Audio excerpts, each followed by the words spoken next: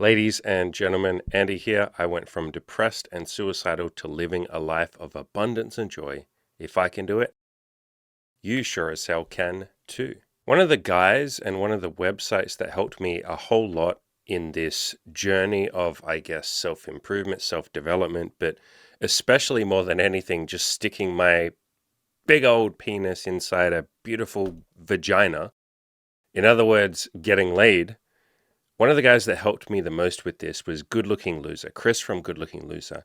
And one thing that I like to do on this channel is sort of shout him out and give tribute to him.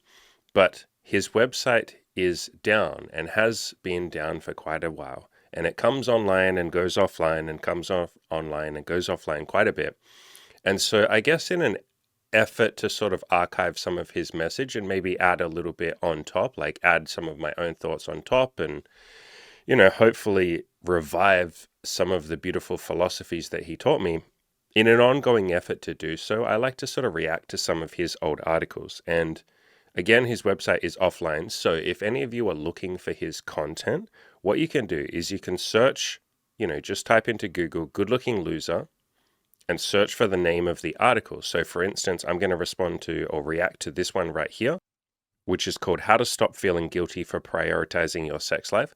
Sometimes when you click on these articles, they do work, like this one's working, even though the homepage is down.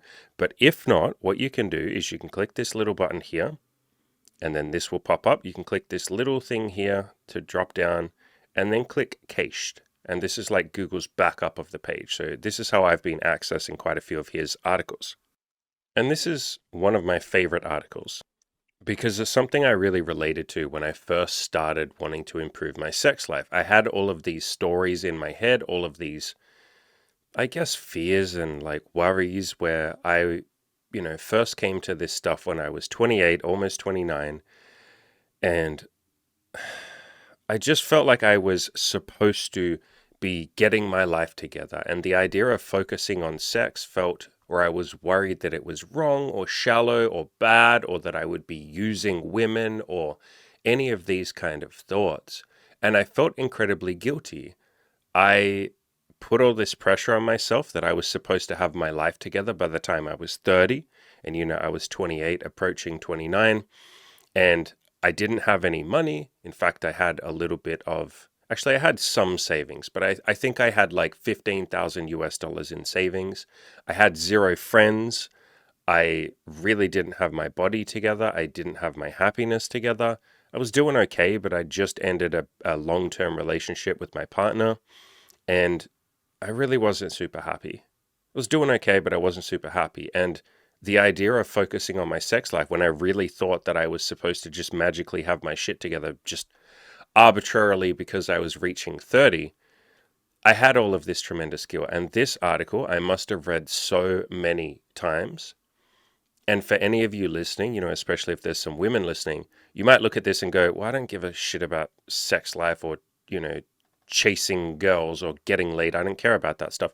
This article and most of Good Looking Loser's content, you can sort of take the general principle or the point that he's making and apply it to your own life. There's so much wisdom in his website, even though he was just a big, buff, muscular guy talking about having sex with women. These philosophies hold true. They're universal philosophies. And so people feel guilty for prioritizing money or building a business or working on themselves or showing themselves a little bit of self-love. I mean, hell, there are mothers and fathers out there that feel guilty for focusing on their own happiness because they're like, well, I should be a martyr and I should be solely dedicated to my children. And so this article and most of his articles, you can sort of zoom out a little bit and see if the principles can be applied to your own life. So the article is How to Stop Feeling Guilty for Prioritizing Your Sex Life When You Think You Should Be Doing Other Things. But you can really just frame it as how to stop feeling guilty for prioritizing your goals, or how to feel guilty for prioritizing yourself. How many people feel guilty for looking after themselves and they worry that that's selfish or, blah, blah, blah. No, one of the kindest things you could ever do for yourself and for everyone around you and the rest of humanity is look after yourself. There's a saying that I love: put on your own oxygen mask before you help somebody else with theirs. So what we're going to do here is read this article out. I will give my own thoughts. I will add little bits and pieces, and we'll have a bit of fun with this. Again, big shout out to Chris from Good Looking Loser. The guy really did change my life in so many different ways. I'm always going to be unbelievably grateful to him. His website might be down, but he is on YouTube. He hasn't uploaded anything in about 8 months, but there are a few, videos that he did since he came back, and then there's some really old stuff that he did back there. So he's talking a lot more about business these days, or he was. Again, he hasn't uploaded in about 8 months, but you can find him on YouTube at GLL. Really love Chris. Big shout out to Chris. So how to stop feeling guilty for chasing girls when you have no money, or really, again, you can apply this to anything. How to stop feeling guilty for chasing your goals when you think you should be doing something else. This discussion below focuses on coming to grips with your financial status or lack thereof. This is not about moral dilemmas. It is aimed at guys, and again, you can just apply these principles. So don't worry where he says it's aimed at guys these ages. It's aimed at people who want to prioritize their sex life or any other goal, but can't fully commit. Blah, blah, blah. He goes on to talk about the red pill and says the red pill teaches us to go our own way, do what we want, and not care what other people think. It's harder than advertised, though. It sure as hell was for me. In fact, I feel like I wasted an entire year when I was part of an expensive pickup program because I wasn't fully committed, and I often felt like I should be focusing on establishing a career. I went through similar stuff, right? When I first started working on all of this and I decided that building a sex life and working on myself and all of that kind of stuff was important to me.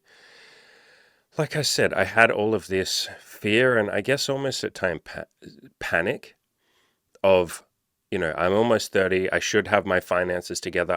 Everybody else is getting their life together and they're all, established with a career and I don't know what I'm doing and I don't have any friends. I had a couple of friends, but no, that's not true. At the start, I had literally 0 friends. And then I went out and built some friends. I went to meetup.com. I went to social events. I started putting myself out there. But even into this process of working on my sex life, for the first couple of years, there was tremendous guilt. And it was guilt that I was putting on myself. Nobody else put guilt on me.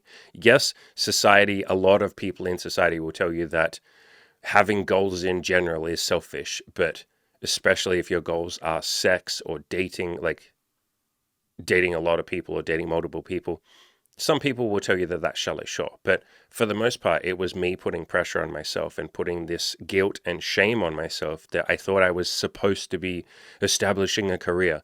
And I had a couple of friends that were doing pretty well in their career. One of them was earning like 100 and something thousand US dollars a year. Another one had just gotten a big promotion and he was bumped up to, in US dollars, it would be like $70,000, $80,000 a year, and that was a lot of money to me.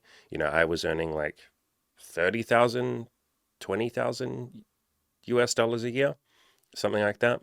Maybe 30,000, maybe 20,000. Anyway, and I watched them and I was very happy for them, obviously, but there was this tremendous sense of guilt of like, man, my friends are killing it and they're doing really well and they're really happy. And, I don't have my life together. I don't have my shit together. So again, this article really, really, really helped me because more than anything, it was permission to go for my goals. And if there's something that you take away from my channel and my content and the message that I'm putting out there, it's ask yourself what you want.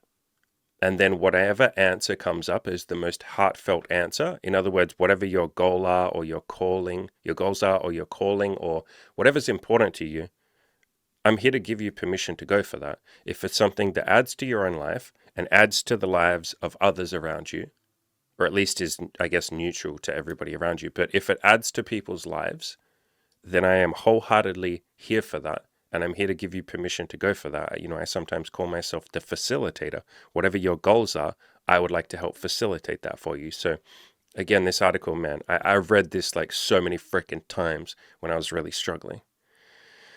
So he goes on to say the year wasn't actually a waste. Yeah, lots of the time we say that time is a waste. Man, I wasted the last 6 months. I wasted a year. Probably not, though. You probably learned things. And I talk about that in my video course. I have an entire section in my video course, in the Play to Win video course, about how nothing's really a waste. There's no mistakes as long as you learn something.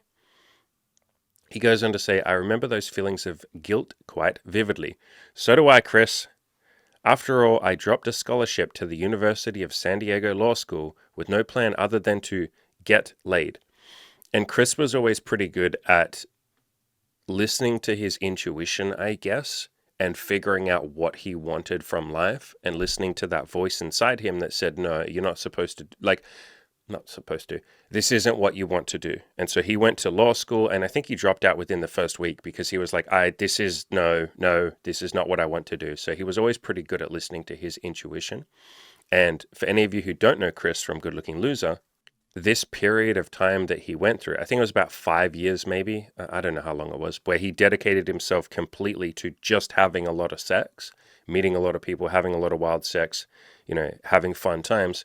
That was, I don't want to put words in his mouth, but from my position of what I can see, that was like one of the most beautiful periods of his life, because he then used that period of time and everything he learned and all the people that he met and all the experiences that he had to then start his blog and help other people and build that, and then build a business. And then he went on to build a couple of companies, and then he ended up marrying one of the girls that he dated for a long time. They ended up having, I think they have a kid together. I'm not 100% sure.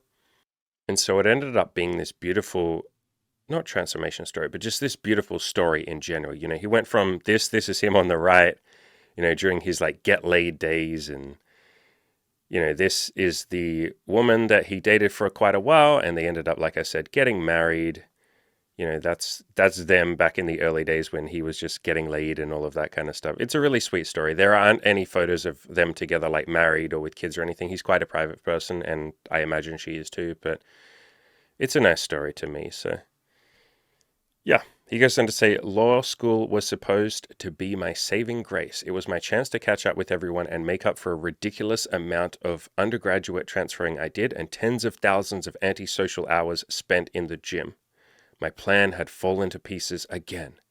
On dead nights in Hollywood, I would wander around by myself with tears in my eyes. What the fuck was I doing with my life? I felt moments like that too. I felt a lot of moments like that where I was especially approaching 30. I was like, I'm supposed to have done all this stuff by now, and I'm almost 30 and it's too late for me. I get so many emails and comments from people, guys and girls, saying, I'm getting towards 30, or some of you, you feel the pressure when you're getting towards 25, and some of you, I'm getting towards 35, 40. And we tell these stories about the milestones that we're supposed to have achieved by a certain date in our lives. And these milestones are arbitrary. They're just completely fucking made up based on some bullshit that we have in our head, which often isn't reality. What I mean by that is we look around us, and I know that I did this when I was approaching 30. We look around us, we look outside, and we go, man, everybody out here has their shit together and they're all 30. Understand that what we're often doing when we do that is something called confirmation bias. And confirmation bias is basically when we look for, I'll just read out Wikipedia. It's the tendency to search for, interpret, favor, and recall information in a way that confirms or supports one's prior beliefs or values. I'll explain that in more simple terms. It's basically where you have an idea in your head, or a story, or a theory, or a thought, or a belief, or a feeling, and then you go looking for evidence that supports that. Because part of what the ego or our brains is designed to do is to be right. There's lots of people that say this saying, the ego would rather be right than happy. I mean, the ego is willing to die just for the chance to say, see, I was right. People go to war for that. People literally go to war to say that they were the better person. I was right. See, they're the bad guys. I told you, I'm willing to die. Yay. And so the ego's job, or the mind's job, is to be right. A lot of the time, even if that means sacrificing happiness.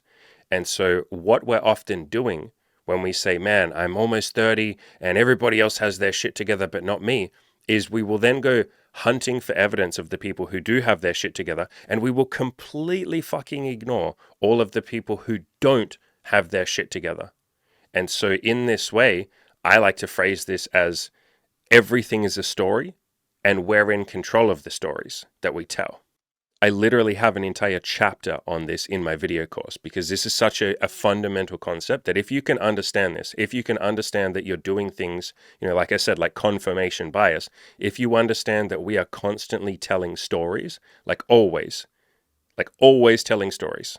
I put that in the video course in here, and I talk about this, like all we're ever doing when we go about our lives is we're telling stories. It's the way that we relate to the world. It's the way that we function. I don't know how we would function without stories, right? How would you explain to someone, I went to the shops today, I saw a tree today, I talked to my friend. That's a story. You're telling a story. That's how we communicate. And so we're constantly telling stories. And that's all I was ever doing, back in these days where I felt all of this guilt towards working on my goals. I felt where I was telling these stories of, man, I shouldn't be doing this. I should be earning money. I should be getting my shit together. I should have more friends. I should be better than this. I should be more attractive than this. I should be happier than this. I should be more social than this. I should have my shit together. Those are all just fucking stories. And as I said in my video course, if we're constantly in control or if we're constantly telling stories, wouldn't we want to tell the stories that serve us? And I know looking back, and I was doing my best, but looking back, the stories that I was telling, that I should be further ahead than this, I should be richer than this, I should have my shit together, that didn't serve me. It just hurt me. It really just made me feel like a loser. It pulled me right down into fear of missing out, into guilt, into shame. And shame and guilt are very hard emotions to be productive from. It's very difficult to take action when you feel ashamed of who you are and your position in life and in the universe and in the time scale of whatever all of this beautiful life thing is. It's very hard to take any action when you're feeling shame or guilt or bad. You want to just hide and cower down and not show yourself. It's not easy to be courageous when you're feeling shame. So again, I was doing my best, and Good Looking Loser was too when he was feeling these things. But the point of this video here today, if any of you are feeling guilty or ashamed of where you are in life, try your best to let some of that go. Try your best to just sort of put that aside. And again, my video course helps with this. This entire chapter of everything is a story and you're in control of the stories. I literally have an entire bunch of like exercises to do and like how to work through this and some books that really help. Probably these two books help more than anything else. The first one is You Can't Afford the Luxury of a Negative Thought. Helps you let go of some of those stories and sort of move out of guilt or shame.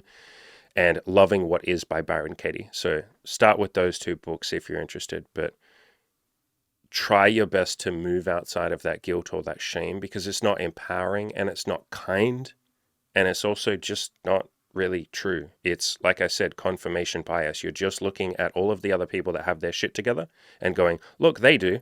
And then you're ignoring the fact that 95% of human beings don't know what they're doing.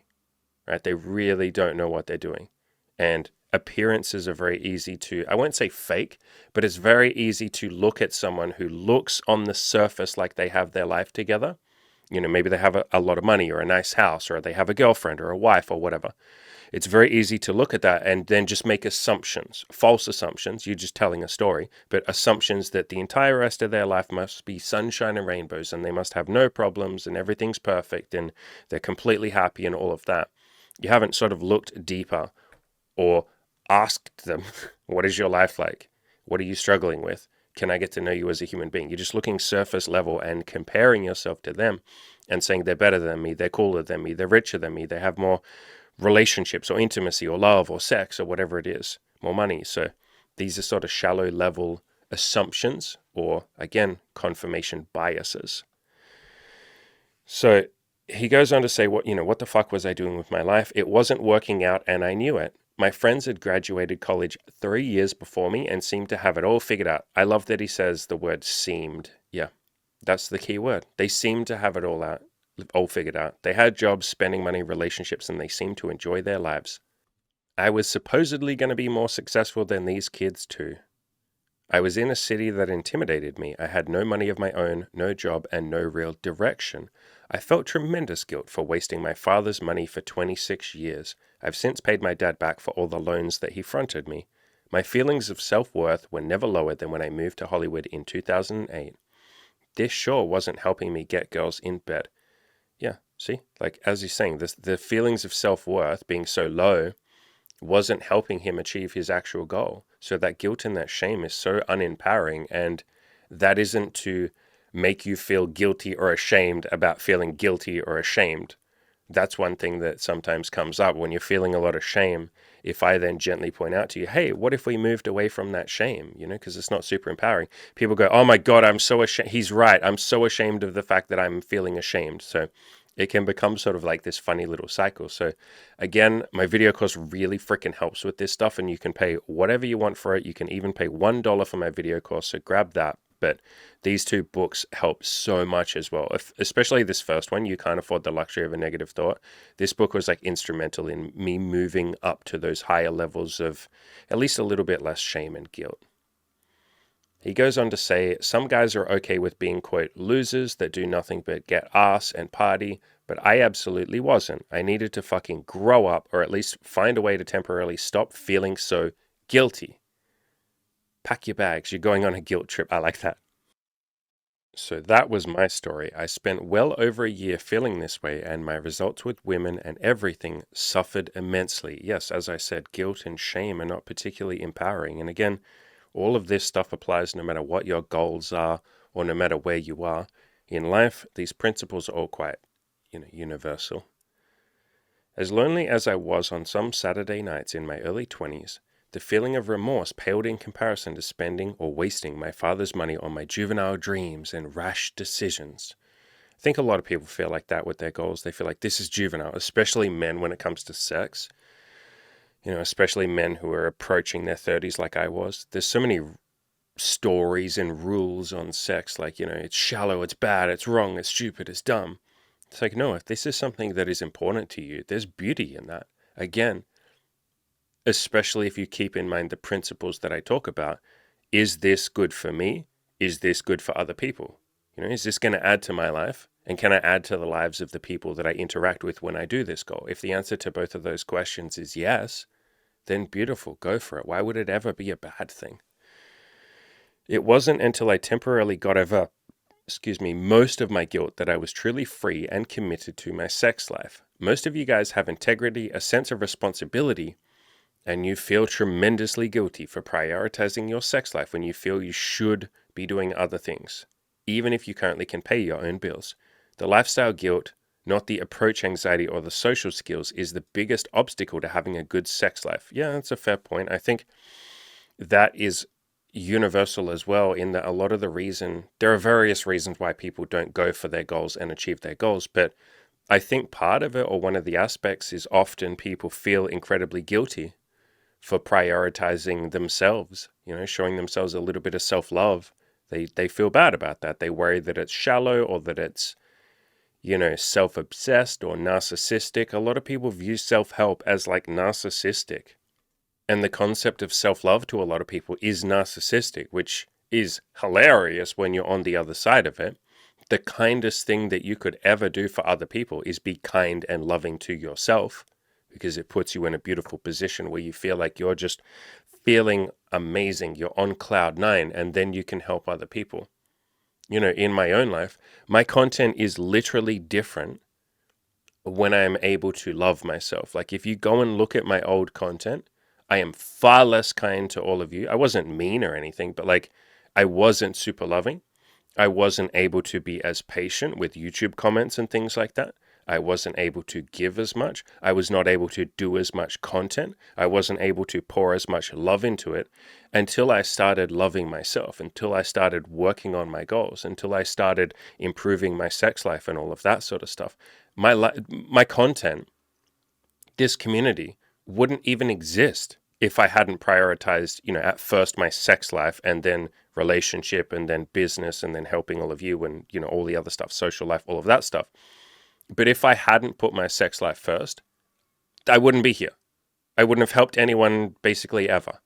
And so that is what can come from fulfilling our own desires and wants. Again, ensuring that it's a good thing for us and it's a good thing for the people around us. And that wasn't always the case. I wasn't always captain like loving and generous to other people. And at the start, and I've talked about this quite a bit, at the start, yeah, sure, I just wanted to get laid. That was all I really cared about. But at some point through that process, I was like, wait, I can add to the lives of the women that I'm having sex with. And that's when this stuff really started to feel quite beautiful, and I really took off. And I had a whole lot of sex and a whole lot of beautiful memories and all of that wonderful stuff. He goes on to say, it's easy for me to say, just get laid in your 20s and get paid in your 30s, but the psychology of fully committing are far more complex. And just for a caveat, in case anyone cares, I don't believe that you have to, get laid in your 20s and get paid in your 30s. I meet every person wherever they are in life. Good Looking Loser advocated for spending your 20s just having a lot of sex and spending your 30s making a lot of money. As I've said a million times, wherever you are in life, whatever you want, if you come to me and say, hey, this is what I want, and I believe it'll be good for me, I believe it'll be good for the people around me, then I'm like, fuck yeah, let's do it. Age is irrelevant to me. Like, someone could come up to me and be 50. In fact, hell, we have an older lady in our coaching program right now who handled her money stuff first, and she's done very well for herself financially. And she's now in a position where she's older and her husband passed away and she's single again. And she's now focusing on BDSM and putting herself out there and casually dating and doing ethical non-monogamy. So she's seeing multiple people. So yeah, I don't believe that age matters at all. But, at the end of the day, do whatever you want to do. That will always be my philosophy. And Good Looking Loser was pretty libertarian too, but he did believe it was better to have sex in your 20s and then make money in your 30s. But I believe whatever's best for you is what's best for you. He goes on to say, so I have some suggestions for you. Take it from someone who has been in your shoes, felt the exact same guilt, and slowly but surely persevered. My success with women and later in business, and you could say now with family and wife and kids, would not have happened if I hadn't gotten past the lifestyle guilt that I had through my mid-20s. And I know that the rest of your life will be much easier if you can see this through. That's not a myth. So, how to stop feeling guilty for chasing pussy. He always had such a funny way of phrasing things. He was so blunt. I really liked him for that. It was so refreshing. He was very non-mainstream, non-politically correct. And again, all of this applies whatever your goals are. So you can rephrase this to how to stop feeling guilty for chasing your goals when you think you should be doing other things. Is there really a need to prioritize your sex life or any goals that you might have? The answer is yes, if you want to. Yeah. See what I mean about Chris was a big libertarian. So he would never tell someone that they have to have sex. And lots of people don't have a lot of sex, by the way. I'd say the vast majority of humans don't want to have sex with a lot of people.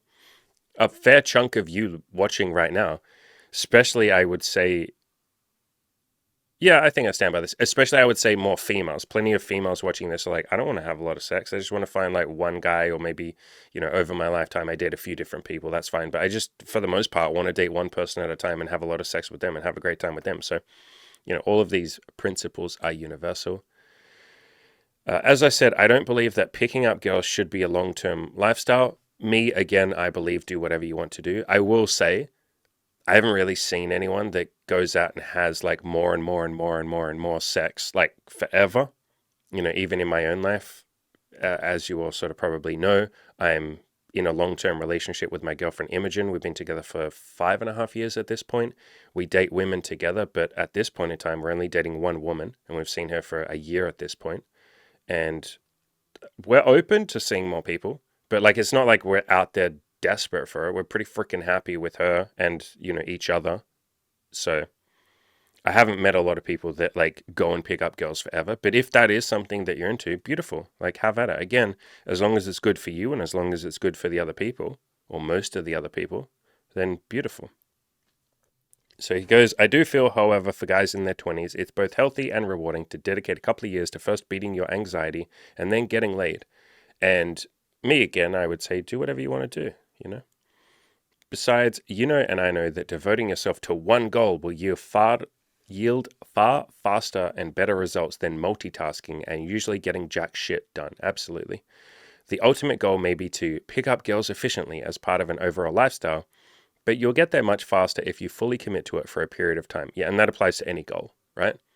Any goal that you might have, if you fully commit to it, you get there 10,000 times faster. And if you're not able to fully commit, that's fine. You can still make progress. Just understand that it will take a lot longer. If you aren't sure, you absolutely do not need to be wealthy to get laid a lot, obviously. Actually, that's not obvious to a lot of people. That is not obvious to so many people. Do you know how many people on the planet literally believe that like women are all gold diggers and you have to make a ton of money to even get them to listen to you? Like I was so poor. I had negative money when I was getting laid the most. When I was having the most amount of sex, I had negative money. And I would go on dates and literally just buy water. And some of the girls would be like, "Oh, you're not drinking?" And I'd be like, "No, I don't know." Because I had no fucking money. Having money gives you some confidence or anti-guilt. It helps with retention, so to speak, and relationships. Yeah, yeah. But lots of things help too, like your confidence, your body, your personality, your kindness, how open you are, fucking even weird stuff that a lot of you might not even think about, like how enlightened, so to speak. There's a better word for it than that, but how high up on the map of consciousness you are probably helps more than anything with retention and relationships, honestly. Like how far you are with your self improvement, how self loving you are, how patient you are. But yeah, off track here. If you're postponing your sex life until you make money, you're doing yourself a disservice. Yeah, I agree with that. Um, when you've built a business, nearly all of your time will be devoted to it, and you're more free right now, as in without a business, than ever. Yeah, I agree with that. Yes, yes, yes, yes, yes, ladies and gentlemen. Yes. Yes, yes, yes, yes, yes. I had way more free time before I was doing all of this. Number one, try to temporarily forgive yourself. I'm not just going to say just forgive yourself like most self-improvement websites and expect it to do anything for you. I want you to entertain the idea of temporarily forgiving yourself and trying to get laid for a couple of years or whatever your goal might be. It is possible to put the guilt on the shelf if you are excited about the direction of your life.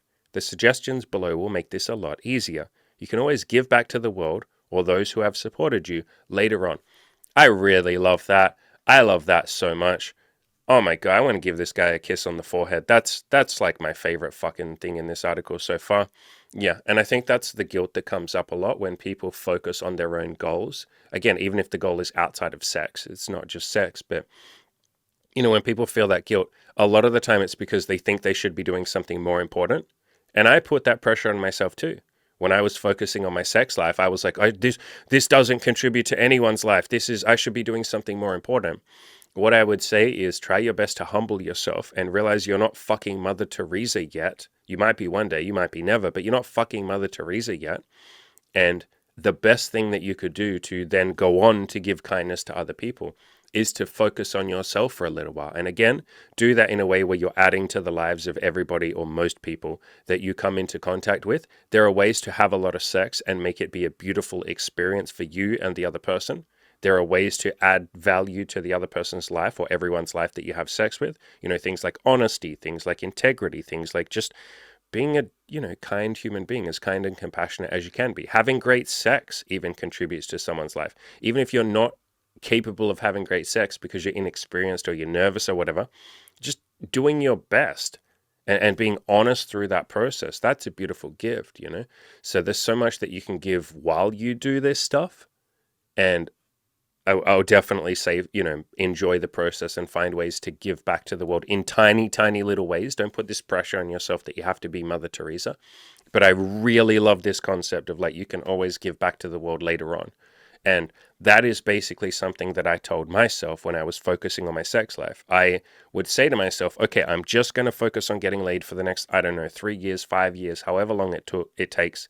It took me roughly, I don't know, 2 years. It was shorter than that. Like I was having a lot of sex within 1 year, but like 2 or 3 years to get to the point where I was like, okay, I think I've like handled my sex life, so to speak. So I dedicated myself to that, and I was like, maybe later on I can, I don't know, start a charity or something, or like start a YouTube channel like I have. I didn't intend to start a YouTube channel or any of this shit, but I would tell myself that. I'd be like, I'm allowed to if I want to in the future. So yeah, he goes on to say, I encourage that, and that is what I have done with Good Looking Loser. Yeah, that's his website. His website is him giving back for sure. I mean, I'm literally sitting here like years later. He probably wrote this article. Let's see if we can find out when. 2016, he wrote this article. And lots of his articles are from 2012. But that was him, or this is him giving back. And he goes on to say, although I'm no longer significantly motivated by guilt. Yeah, guilt completely. You can let go of guilt. And again, I would use this book that I mentioned in my video course, Loving What Is by Byron Katie. That's a beautiful book for letting go of guilt, honestly. Like dropping some of the stories like guilt. Like I should be doing something else. I should be giving more. So goes on to say, realize that getting laid is simply a stage. If you're living your life correctly, and I wouldn't use the word correctly, but I understand what he means, you will try a lot of different things that make you happy. Getting laid a lot is simply a stage of the journey, a tremendously fun, rewarding, exhilarating stage. It's a stage that the majority of guys will never fully experience. And again, you can sort of extrapolate this to most goals. Like, let's be honest, most people don't really achieve much in the way of goals because they don't know that they're allowed to. Honestly, it's that more than anything. They don't know the steps, and really the steps are just try and don't quit. You can add in give yourself permission to suck at the start. Like, don't put pressure on yourself to be perfect. Just start a little bit, do a tiny little baby step every couple of days or every day, and then don't quit. That's success. But most people don't know that. And so they put all this pressure on themselves. They think that they have to be perfect. They think they don't deserve to work on their goal. They think it's hopeless and it will never work out. They think their goals are shallow. They're worried that other people will laugh at them if they fail. They're worried about rejection or mistakes, all of that kind of stuff. And so the vast majority of people never really fully experience much in the way of, like, I won't say success, because I think that people just associate that with money, but I mean like internal success, like self-esteem raising, rising up the map of consciousness, so to speak. David Hawkins, who's the guy that made the map of consciousness, and when I say the map of consciousness, I'm talking about this map here, which sort of ranks or lists out all the different emotions with, the negative, painful emotions being down the top and down the bottom, and the beautiful, empowering emotions being at the top. The guy who made this map, David Hawkins, says the vast majority of human beings don't rise up the map at all, and in fact stay at the same level from about like adolescence or childhood, and they never change. Like, they're at that level forever. So if they're someone that has anger issues, they will just have anger issues for their entire life. Like, basically what we learn in childhood, for most people, what they learn in childhood stays with them for life because they don't have the tools to move up. They don't go to therapy. Understand that if you're sitting here watching this content, and don't take this in a pride way, this isn't to say that you're better than other people, but you're doing something very niche. If you're even watching self-help content, that's already rare. Like 95% of people don't go near self-help. I didn't until I was depressed and all of that kind of stuff. So I didn't even go near it until my life fell apart and I had a crisis, and people were like, hey, here's some self-help content, like start and, go to therapy and take some antidepressants and all of this. It took like a crisis, like a literal breakdown, little suicidal freaking breakdown for me to figure out that self-help even existed. Most people don't go to therapy ever in their entire life. They're scared of it. It has all of these connotations. And so if you're even here going for goals, that is something beautiful that most people will never fully experience. And again, that isn't about being better than other people, but understand that this can be such a beautiful journey, the journey of goals and self-improvement. He goes on to say, in fact, I can honestly say that 2008 to 2011, which was the years that he was having the most amount of sex, were some of the best years of my life. Yeah, so he did it for about 3 years, which is about how long I did it for. And again, I'm still having sex, like I live a non-monogamous lifestyle, and I will for the rest of my life. But the majority of my sex was about 2 or 3 year period as well. These were the most exciting years by far. As rewarding as building Good Looking Loser has been, the climaxes, literally, of my sex life era were second to none. I've never felt so alive on a daily basis. I never felt more connected to the universe and confident in myself. Truly amazing. I treasure this period, and it's very easy to write about. I would have loved to hear more spiritual content from Chris. That there sounds like so beautiful to me. Like, he's busy with his businesses and all of the stuff he's doing in marriage and kids and stuff, but I won't be surprised, and I can't predict the future, but I won't be surprised if in the next 10 years he starts like really just doing a lot more content, like coming back and doing some content about life itself, about fatherhood, about like spiritual concepts like this. This sounds pretty fucking nice to me. I'd love to hear more stuff like this from him. At the end of the day, I want him to do whatever he does, though, obviously. Not to get all mainstream on you, but realizing that life is just a set of stages lets you forget about what you should be doing and be more in the moment. If your sex life is important to you, put the rest of your goals aside. There will be a time to work on them 100%. So yeah, same thing, apply that to any goal. If your goal is important to you, you can put the rest of the goals aside for a little bit. You can come back to them. If you can truly accept that you aren't yet in your financial stage or business career stage, the lifestyle guilt will be much less. I don't know when I fully realized this life is a stage thing, but it was pivotal. I like to use the phrase chapter as well. Like instead of the word stage, I say chapter. I think stages is such a beautiful word as well, but same concept. I probably got that concept from him, to be honest, from this article and other articles. Number 3, it's perfectly acceptable to prioritize your sex life if you actually commit to it or any other goal. Before, during, and after, there will be a lot of naysayers that guilt trip you for wanting to get laid instead of doing insert normal person thing. I'll even add in there's not necessarily a lot of naysayers. Like I, at this point, have like no naysayers in my life other than like a YouTube comment that might get left here and there, but you barely notice those. And you can build your life around people that will support you, motivate you, love you, as long as your goals are contributing to yourself and to others around you. There are plenty of people that will support you no matter what your goals are. And I actually recommend that. I have an article on my website called How to Make Friends, and you can go and check it out. But basically I talk about like surround yourself by positive people. Like I literally talk about find people who have your back, who will support your goals. And this article is about how to do that. But yeah, you can build your life so that there's literally no naysayers in your life, or like very few. Because like, why would you spend your time with people that like talk you out of your goals and tell you that you're not going to make it and make you feel guilty? It's like, again, to use the map of consciousness.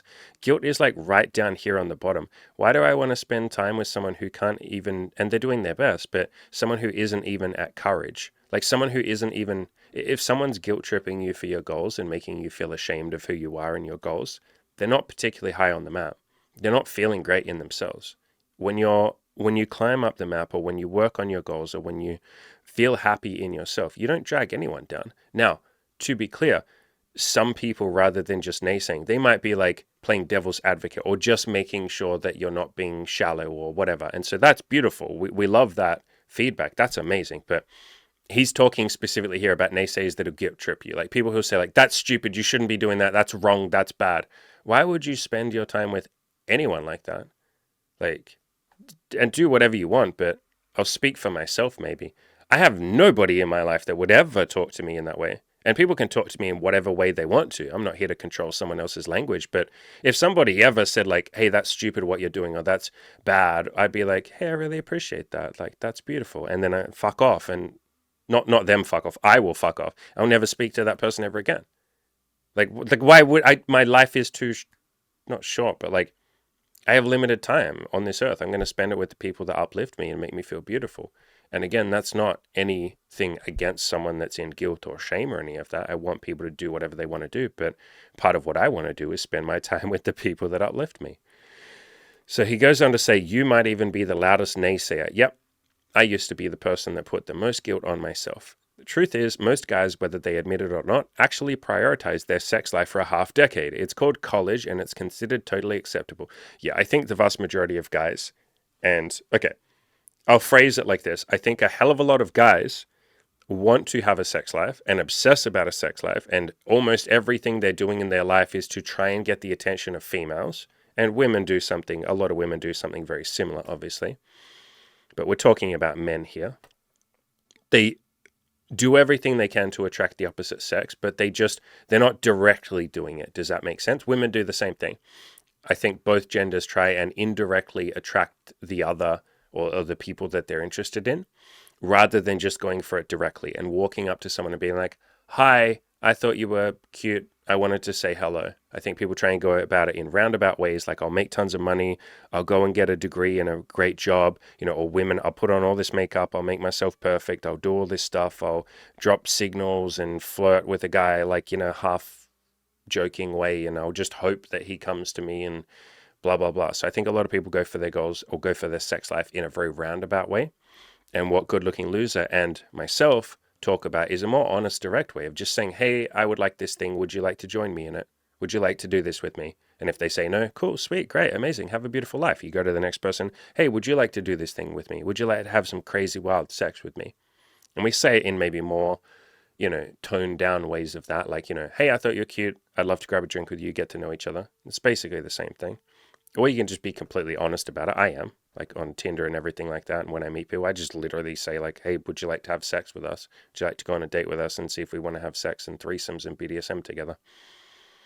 But if college has come and gone, like it did for me, I give you my permission to prioritize your sex life if you are actually committed to it. But you can't be on the fence about it. Prioritizing my sex life from 2008 to 2011 was the best decision I made in my entire life. Literally everything I do today, from Good Looking Loser to Happy Hippo, which is one of his companies, to Male Enhancement, to my relationship with a high quality woman, now his wife, is a product of that decision and lifestyle. Yeah, like it's such a clear path, like I showed before, the path from like funny, attractive, over the top, like fit, fucking frat boy, good looking guy, to then meeting they were dating for a long time while he was having sex. They were sort of ethically non-monogamous.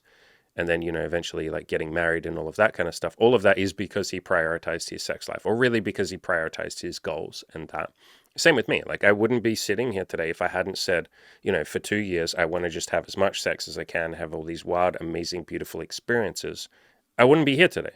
Like I wouldn't have done any of this shit. I wouldn't be in a position where I can listen to someone who's literally saying to me, I want to kill myself. I literally am going to fucking kill myself. And I can just sit there and be fully present in that and say like, okay, hey, I'm listening. Let's talk. I'm right here. I wouldn't be able to do that. I wouldn't be capable of that kind of stuff if I was sitting there going, oh, but I need to get laid. Oh my God, I'm not happy with my sex life. So whatever your goals might be, even if there's something that you yourself might worry is shallow, like sex, for a lot of guys, especially, sex feels shallow and they worry about it and they have all these labels they attach to it. Like it's wrong, it's using people, it's evil, it's shallow, it's dumb, it's casual, it's against the Bible, all of this kind of stuff. There are ways to do this stuff in a beautiful, productive, amazing, uplifting way that uplifts you and your soul and then contributes to the lives of all of, or I'll just say most of, the vast majority, as many as you can, the women that you have sex with and date and do all this stuff with. There are ways to make this a beautiful experience for both people. That's part of what my channel is for.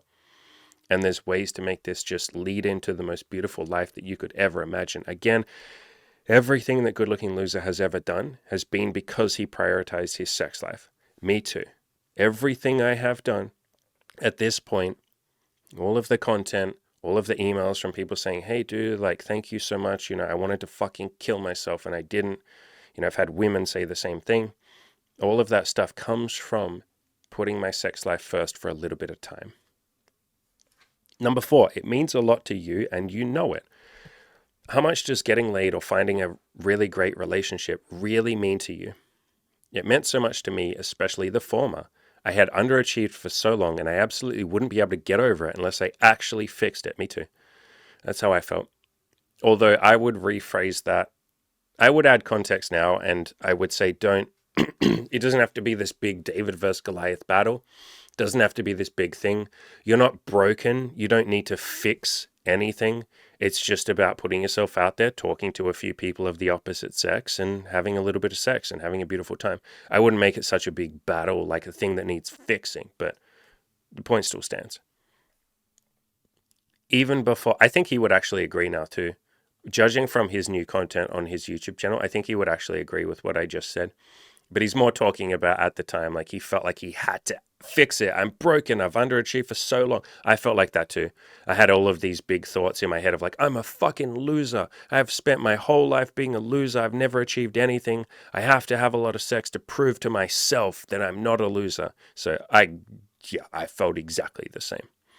Even before my sex life stage, everything in my life revolved around validation and getting laid or trying to get laid. And this is what I mean where I say like, I'll just keep reading because he's going to make the point that I was just about to make. The countless hours I spent in the gym trying to make new friends for access to new girls. Yep. Everything comes with an agenda when you're a guy trying to meet women. And women, same thing. Women do the same thing. It's like everybody trying to get sex or a relationship. Everything has an agenda. Transferring colleges. All of that was meant to bring women into my life. This isn't unlike most guys. And most women too, or a lot of women.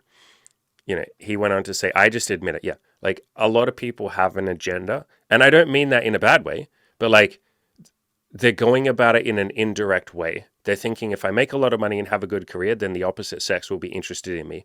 Or women, if I do all of this stuff, then men will be interested in me.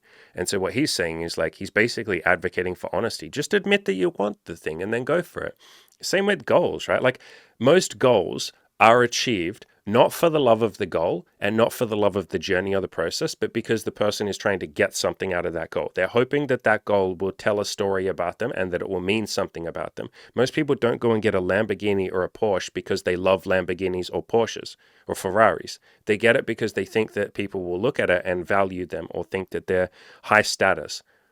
Why do people buy Louis Vuitton stuff? Or any of those, like high luxury brand stuff. It's not because it's a good product. It's not a bad product, but it's no better than going to Target or like some, $50 bag or product or pair of shoes or whatever.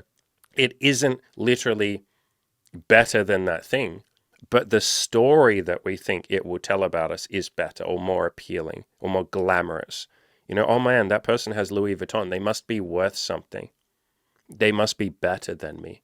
And so people do the same thing with pretty much all their goals. They're like, if I make a lot of money, people won't bully me anymore. And I'll be able to rewrite that story of how I was bullied and treated like shit when I was a kid because we didn't have money.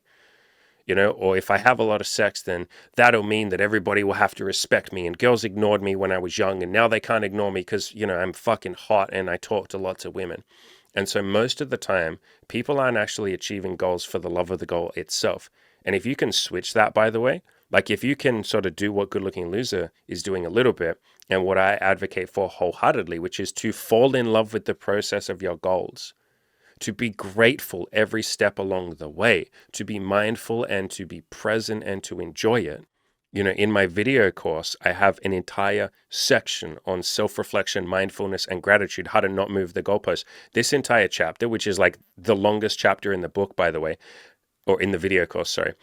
This entire chapter is around how to not feel that like obsession with the goal because we think it'll tell a story about us or we think other people will finally validate us and finally respect us. This chapter is literally how to work on your goals and be happy during that process and not tell some fabulous fake story of, yeah, this will prove to the world that I'm worth a shit, and instead just fall in love with the goal itself. Again, do the goal because you love to do the goal. Compete for the love of competition.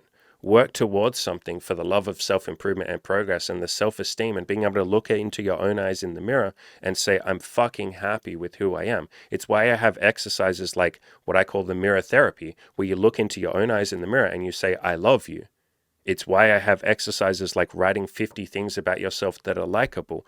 All of this is to get you to fall in love with the person that you are and fall in love with the person that you're becoming and fall in love with the process of that journey, right? Rather than saying, I'm going to go and achieve all of these goals because I think then other people will respect me or whatever else. Those are beautiful side effects, but they're not the goal. And if you chase those things, like if you chase other people's validation or if you chase goals because you think it'll mean something about you, I have a Lamborghini, so now I'm worth a shit. I have a lot of money, so now people have to respect me. I have 1 million followers on YouTube or Instagram or whatever, so now people finally have to listen to me. If you do that, you just end up in this rat race of constantly just chasing goals and moving the goalposts. And then you wake up one day and you're like, why am I not happy? Why don't I feel good? 2 books that really help with this realization or this philosophy. The best one is I Need Your Love, Is That True? By Byron Katie. How to stop seeking love, approval, and appreciation and start finding them instead. And when she says finding them, she literally means giving them to yourself. Like stop seeking appreciation and approval and love and all of that stuff from outside sources, from other people. And instead, like, how can I fall in love with myself in this process and this thing called life and be very present and all of this? So highly recommend this book. This book is like life-changing for me. And then the book on this topic is Glamour, A World Problem by Alice Bailey. And this literally talks about what I'm talking about here, about how most people glamorize their goals And they say, when I have a fancy car, it'll be so glamorous. I'll finally, everyone will respect me and it'll be amazing. And then you get there, you get that fancy car. And some people are like, wow, amazing car. But the vast majority of human beings just walk past your car and go, oh, that's pretty. And then just go about their life. And you go, fuck, this was supposed to change my life. This was supposed to literally show me that I've made it. And now barely anything's changed. And so you go, fuck, maybe I need to go and have a whole bunch of sex, and that will prove to the world and to myself that I'm worth a damn. So you go have a bunch of sex, and some people are like, wow, that's amazing. And some of the women are like, wow, this is fun. But some people even say like, wow, having a lot of sex, that's shallow. And you go, God damn it, I thought that this was going to make everyone respect me. Like, what the fuck do I have to do? And then you go chasing the next thing, and you're chasing that high, or you're chasing that, as this book calls it, glamour. You're thinking that a goal is glamorous, and goals are amazing. Goals can be glamorous, of course, but like, it's this extra story that people put on top of things, right? It's like, if I have a Lamborghini, then everyone will respect me. No, if you have a Lamborghini, then you'll have a Lamborghini. That's it. You can love the Lamborghini. You can love the process to get there, but the thing that's going to bring you the most joy is enjoying every step towards saving up for that Lamborghini. And then once you get that Lamborghini, falling in love with it, being grateful for it. This chapter that I mentioned, gratitude and mindfulness and self-reflection. This is literally like how to fall in love with that Lamborghini that you now have. Like, that's the point of this chapter. How to enjoy every step there. And then when you get there, how to really be grateful for it. There's a reason why I'm so fulfilled and happy with my sex life, and why Good Looking Loser was as well. It's because when we got there, or when we were having it, and he has several articles on this, we enjoyed it. We sat in it. We were present in it. We were mindful of it. We would be having sex with all of these women, or making money, or whatever it is that we might be achieving. And we would be very, very, very present and grateful, instead of looking towards the next goal. There are some people whose penis is literally in a vagina right this second, thinking about the next vagina that they're going to be in. And how many of us can relate to that? We get a pay rise at work and it feels okay, but then we're thinking, fuck, I need another one. It's like, motherfucker, you just got a pay rise. Sit for half a second and say thank you to the universe, thank you to yourself, thank you to your boss, gratitude, blah, blah, blah. So again, this chapter in my video course goes balls deep on this gratitude and mindful concept. All right, massive tangent. Let's get back to the article. If you read Good Looking Loser, success with women, even if it's not strictly getting laid, might mean a lot to you. Your real instincts want you to go after it. Yeah, and again, this applies to any goal that you might have. Trust those instincts and fight back against the lifestyle guilt.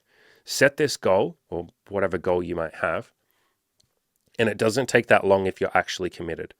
I cared more than the average guy, though. Yeah, he definitely put in a lot more effort. I definitely did too. So if you're not going to put in that much effort, compared to him or myself or whatever your goal might be, that's fine. It'll just take a little bit longer. That's fine. You can also just pay to win. That's another concept. He didn't pay to win at all. Neither did I. And so, my coaching is obviously great for that. But that's a solution that he doesn't talk about a lot. And I've seen I guess because he never really did coaching. He did a little bit of it at the start, but not a lot. So there's that too. That can speed up your process. But an accountability partner speeds up your process as well. Like getting other people to push you when you push them. That speeds up your process. But that's a side tangent. I would literally never be able to forgive myself if I didn't ditch everything and focus on my sex life. I would also not be in a near totally ideal relationship right now. Yeah, me too. I say the same thing. If I hadn't prioritized my sex life, I wouldn't be with Imogen. I can't say where I would be, but I wouldn't be with Imogen. Number 5, you aren't normal, so stop acting that way. Regrets, not failure, will haunt you forever. Part of the reason for the guilt and indecisiveness is because you are still scared of what may happen if you don't follow the normal person path. You're still young, so I get it. I have friends that against their true desires chose to follow the normal lifestyle, career, relationship, etc. While certainly not all of them are miserable, I only know one that is actually quite happy with his life and doesn't wish he followed his real dreams. One. Almost all of my more creative friends are totally disgruntled. As you get older, you will realize that the normal person path, which is one stream of income, one girl, one house, nothing other than the weekend to look forward to, is far more emotionally self-destructive. Regrets are far more tormenting than failure. The earlier you actually start to believe this, the better. Eventually, I believe that most of you guys, and you listening, you girls as well, will start living life on your own terms. Yeah, it's why I start with the question all the time where I say, what do you want? Like when someone says to me, I'll get YouTube comments or people in my coaching program will say, what should I do? And I'll say, what do you mean should? Like you're literally doing what's in this article. When you use the word should, you're basically saying, what's the right thing to do? What's the socially acceptable thing to do? What's correct? And I'm like, I don't give a shit what's correct. That's why I don't use the word should. I'm like, what do you want? What do you actually want? What do you care about? And then people are able to open up and say, well, I've always wanted to start a business or do this or have sex or get married or do this. And I'm like, sweet, let's do that then. If this is something you care about, let's fucking do that. Who gives a shit what you should do?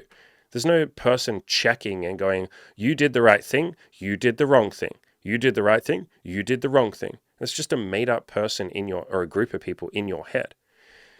So he goes, will it be today or tomorrow though? Or maybe in 5 or 10 years? The sooner the better. And I actually did a podcast. This is on, you can find this on Spotify or wherever else you listen to podcasts. This was back in the day. This was like years ago, but it was called Don't Be Average. Don't accept society's blueprint for your life. And it literally talked about, don't fall into the trap of mindlessly doing what everybody else is doing. Go your own way. And by the way, and I said this in the podcast, if you want to do what everybody else is doing, like if you genuinely want that, like you're really excited about that, fucking go for it. Amazing.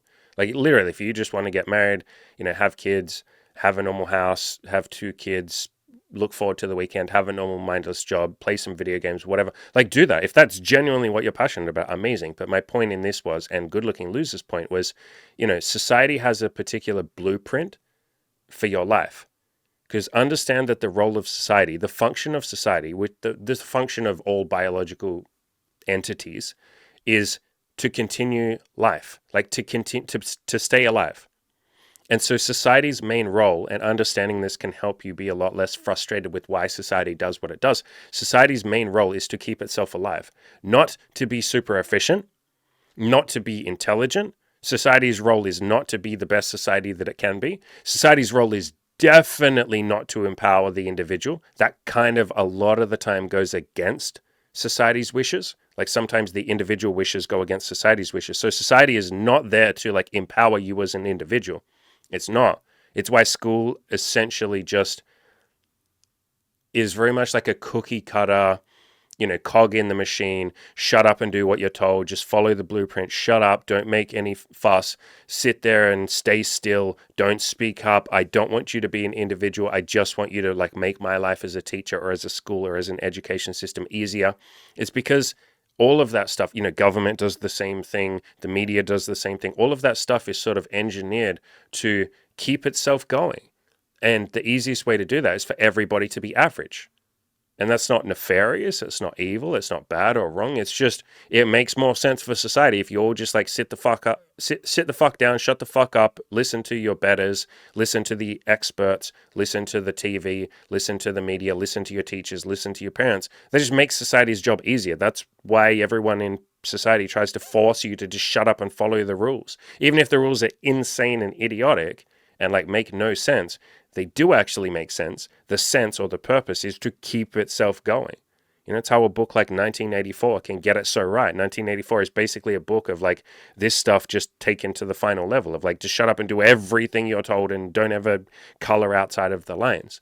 And so again, that's not bad or good or wrong or any of that sort of shit. But society's main blueprint, like the template for your life that society will essentially program into you, or try and hand to you, and then you can just say, no, thank you, I don't want that. But the template or the blueprint is for you to just be average as fuck and just not stand out, for you to not draw any attention to yourself or have money or achieve goals. Like goals step outside of what society might want, because sometimes your goals might, it's not that they're in competition with society, but they make a lot of people in society uncomfortable. If you start making a lot of money, a lot of people are very uncomfortable with that and will shame you for that. If you start having a lot of sex, a lot of people are very uncomfortable about that. Entire religions are deeply uncomfortable with that.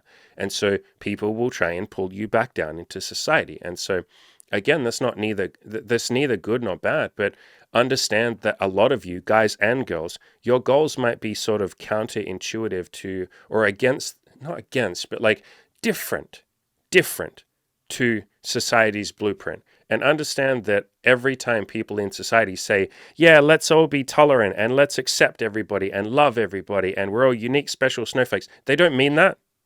They really don't mean that.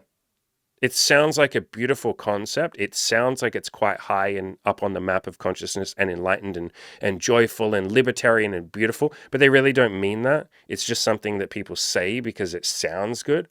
But the second you do something that makes them uncomfortable or challenges their ego or colors outside of the lines or outside of society's blueprint, they get deeply uncomfortable and they do the best that they can in that moment. But what they will often do in that moment, or what people will often do in that moment, is shame you and guilt trip you and say having a lot of sex is shallow and bad, making a lot of money is evil, money is the root of all evil, all of these kind of things, because they're feeling uncomfortable. And fair enough, it can be very uncomfortable until we start taking these leaps of faith. That is yet another reason why most people don't achieve goals and aren't really happy. They just settle for the blueprint. They're comfortable, but they're not necessarily deeply fulfilled or satisfied because they haven't gone for their higher self. They haven't actually gone for the things that they want. They haven't sort of sat there and asked themselves that beautiful question of, what do I actually want?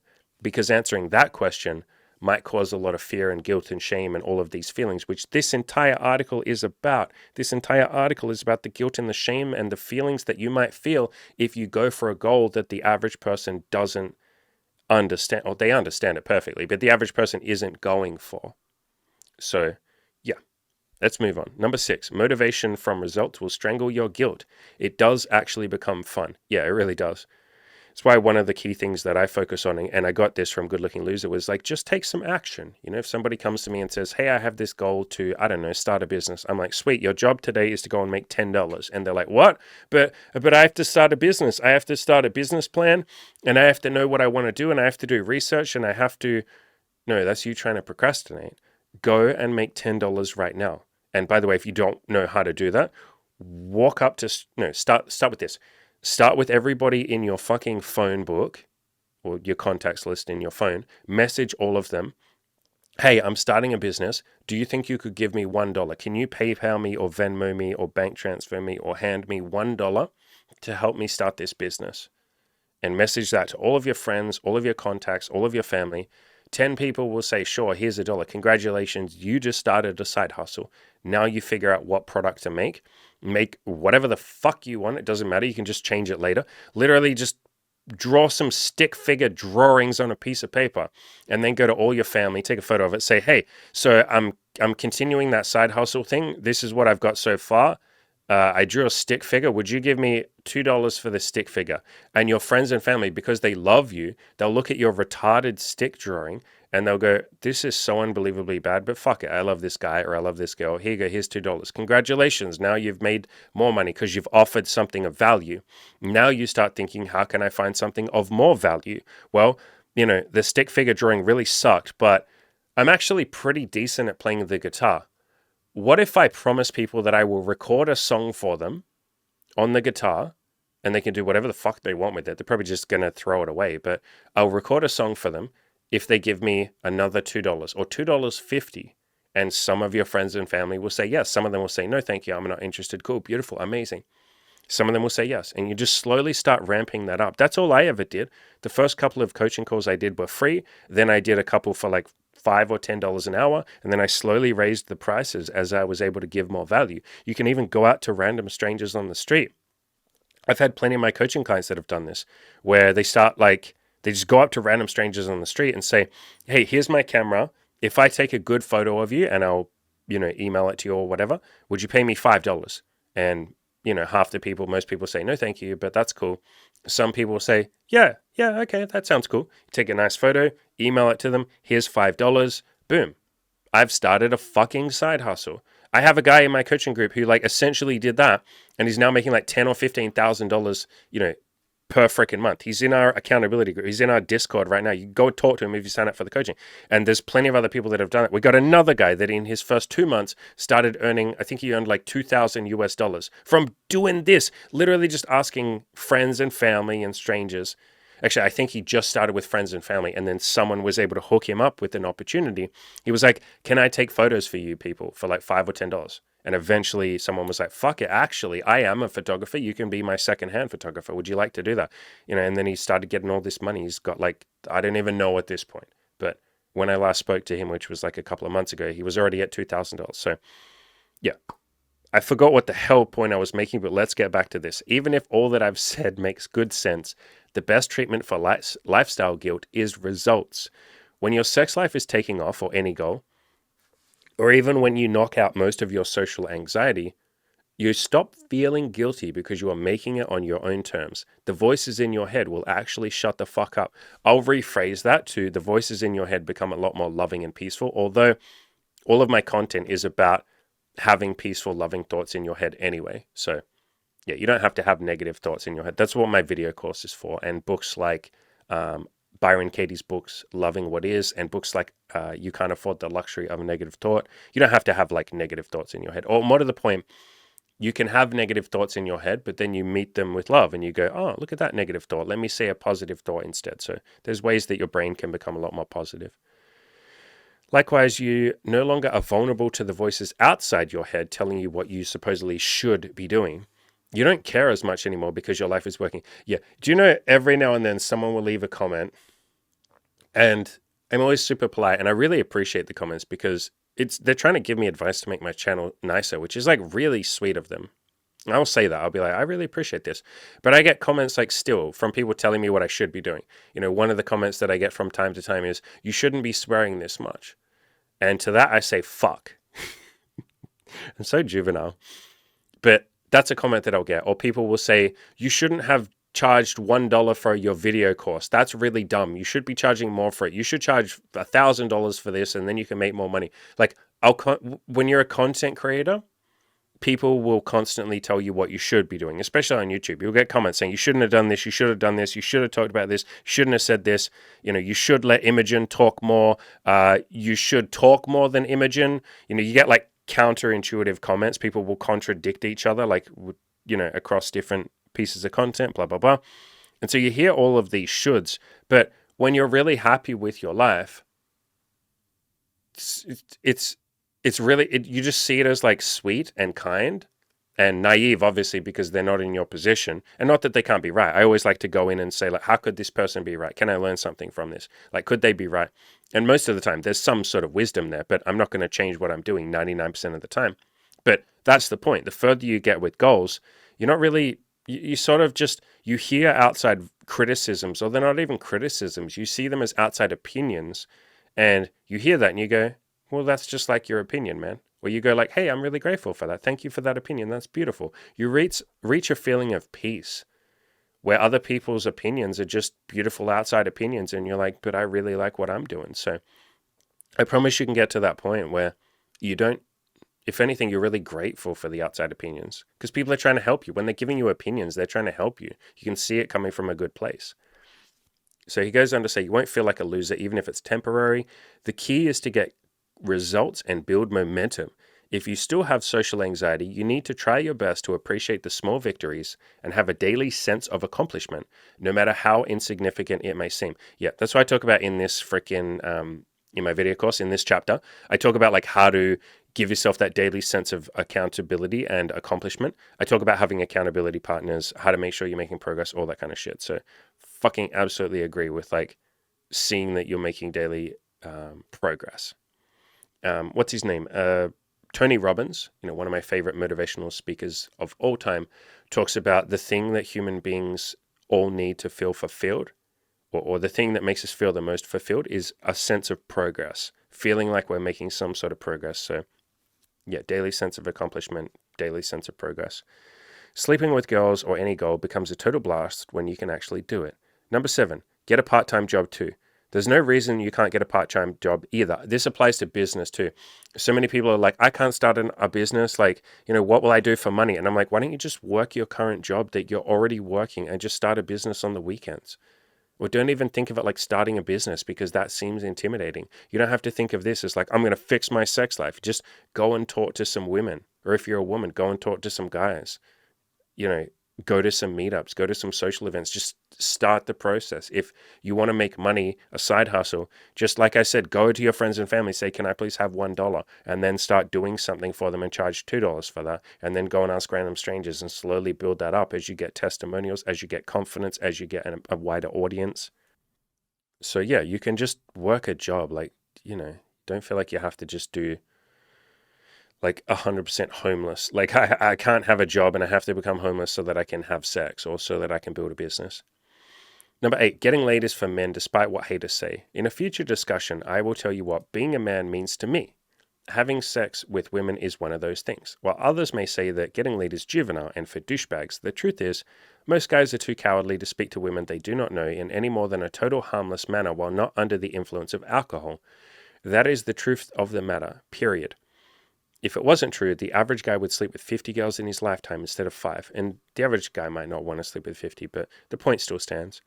I wouldn't say they're too cowardly. I just say they don't know what to do and they haven't given permission. The same as any of you or any people who haven't achieved a goal. I wouldn't say that it's a cowardly thing. There's a lot of different contributing factors, right? And it changes person to person. But most of the time, it's just a combination of people don't know what to do and they haven't given themselves permission. Or they think it's impossible, which it falls under they don't know what to do. They don't know that it's possible. So he goes on to say, I'm telling you, stop being a little bitch. Approach anxiety doesn't exist. There are only cowards and men. Yeah, I definitely would be a lot kinder than this. And he is too. If you watch his YouTube channel, he's like chilled a lot out. My old articles used to sound like this too. I literally did one, and I love to show this because it's funny. Look at this video that I did. I did this I know it says 2 years ago, but it was more like 3 years ago. Look at this video. This is how I used to talk, right? You have 2 months left, you fucking pussy. And then look at the thumbnail. You are a pussy. That is like not the way that I talk anymore. And like to people who are new to the channel, they'll be like, what the hell? But I thought you were all about peace and love and kindness and empathy and compassion and loving people. Yeah. So it's been a journey, motherfuckers. It's absolutely been a journey over the last my entire life, right, has led to now. But yeah, man. So he doesn't talk like this anymore either. But I still like to go back and read this stuff because it's like, oh man, we were doing our best. These ways of speaking were the best ways we had of motivation, right? If we could like yell at someone and guilt trip them, because that's essentially what this is. This is guilt tripping you. Stop being a little bitch. And me, with this article, like, you have 2 months left, you fucking pussy. Like, you are a pussy. That's like guilt tripping and shaming someone. And as I've pointed out, where are guilt and shame on the map of consciousness? The hierarchy of emotions, right down the bottom, like very much down the bottom. And so what often happens when you try and guilt trip someone or shame them is you just make them feel more guilt and shame. Or they might have actually been higher up on the map. Like they might have been having a decent day. Like they're actually feeling okay about themselves. And then you're like, you haven't talked to any women this week. You're a fucking pussy. And then he goes, oh my God, I thought I was having a good day. Man, I am a loser. I haven't talked to any women. And you get like pulled down into like shame and apathy and guilt. So sometimes it motivates you. Like if you're just so depressed and you're sitting on the couch, there is a chance that saying this or, me saying like, you have 2 months left, you fucking pussy, that like it is effective for a lot of people, but it also pulls you down. There's a concept in psychology called operant conditioning, which is basically like, the concept of there's 2 different ways to get someone to do what you're trying to get them to do, right? Like if you're trying to motivate them, there's 2 separate ways. You can reward someone or you can punish them. And phrases like, stop being a little bitch, or me saying you're a fucking pussy, like that's us punishing. And that does work with some people, but the majority of people, it doesn't work with. And it actually has the opposite effect. Whereas rewarding or encouragement or showing them that they can do the thing is actually more empowering and more likely to get what you're trying to achieve, which is to motivate them. So this is something that shows up in education a lot. And it's something that's been studied in psychology for quite a long while. But to be clear, this isn't me criticizing Good Looking Loser or me criticizing my old self. This was like the best we could do at that point in time. And if anything, it's fucking beautiful. Look at his attempt to try and help people. His entire website is trying to help people. Me, whoops, I just closed that. Me with my old videos and stuff, I was trying to help people. And we did help people. He helped a ton of people. I helped a ton of people. So yeah, it's just a little side note that generally speaking, you can apply this to yourself as well. Speaking to yourself and saying like, man, I'm such a piece of shit. What the fuck is wrong with me? There's a small chance that works. But the majority of the time, that actually just makes you feel worse about yourself, less empowered, and less likely to succeed. If you are interested in more about this, you can go to my Spotify and search for the word playlist, or you can just Google it, Google "kill your inner loser, positive pressure." I talked about like you can be hard on yourself, so to speak, but in a constructive way, not a destructive way. And I have another podcast called Positive Pressure versus Negative Pressure. And so if you want a quick example of the difference, a destructive way or a negative way, or a way that makes you feel guilt and shame, is if you were to say something like, man, I'm such a lazy piece of shit today. I didn't fucking do anything. I just laid on the couch and I did nothing. What the fuck is wrong with me? I'm never going to make it. No wonder I don't have a partner. I'm such a loser. Like, that's destructive or negative. But if you wanted to motivate yourself and even be hard on yourself, but in a positive way, you would say, what the hell? I spent the entire day on the couch today. I'm better than this. I can achieve more than this. This is not my potential. I know that I can be a winner. This was not me being a winner. I am so much more than this. So you see how that's you like pushing yourself up and you're giving yourself the hope that you can be something more. In other words, what you are saying is this behavior that I had today, or this lack of, action that I took today, the fact that I laid on the couch today, that wasn't me. That's not my true self. My true self is a winner. I am a winner, and this was not winner behavior. I'm a fucking winner, and I'm going to become a winner. I'm going to go and take action and be a winner. See how that's positive? Whereas the first example where you're being destructive, that's where you're like, I stayed on the couch today and I'm a loser. What the fuck is wrong with me? I'm a loser. I'm never going to be a winner. I'm not good enough. See how that's like reinforcing the label or the identity of yourself as a loser or not good enough or unlovable or unworthy? And so grab those labels of like, I'm a winner, god damn it. Even if you don't believe it, just say, I'm capable of being a winner. My future self is going to be a winner. This is not winner behavior. I'm going to do what my future self would do. Let's fucking go, baby. Let's do that. And so I call that playing to win instead of playing not to lose. So this is a screenshot from my video course. So I talk about this concept deep, but again, you can just listen to those two podcasts. And again, for the 10 billionth time, you can grab my video course. It's literally pay whatever you want. So if you want to pay $1 freaking dollar, pay one beautiful, amazing, goddamn little dollar. So he goes on to say, this mindset can help you fight past your anxiety. Sorry, if it helps you fight past your anxiety, then I'm all for it. I used to tell myself something like this back when I got started. And the way that I would say this is like I just said, I would say like, if you're struggling to go outside and talk to women, or if you're, I don't know, a woman listening and you want to start a business, but you're struggling to take any action, rather than saying like, stop being a little bitch. Like I'm not being enough of a man. I'm being a fucking loser. I would try saying like, I'm better than this. My future self is going to kick some ass and I'm going to be more like my future self. Me 10 years from now is going to be taking action and talking to women or starting this cupcake business. And, anytime, okay, I'll tell you guys a side note and you girls a side note. Anytime I think about a woman starting a business, my girlfriend Imogen and I have this joke where she's like, you think that every business a woman would start would be a cupcake business? And I'm like, yeah, every single cupcake store we walk past is like, a woman is running that business. And she's like, yeah, but that's not like all the businesses women start. And I'm like, but all the cupcake businesses are by women. Huh? Terrible logic, but makes me laugh. Anyway, he goes on to say, guilt is for cowards.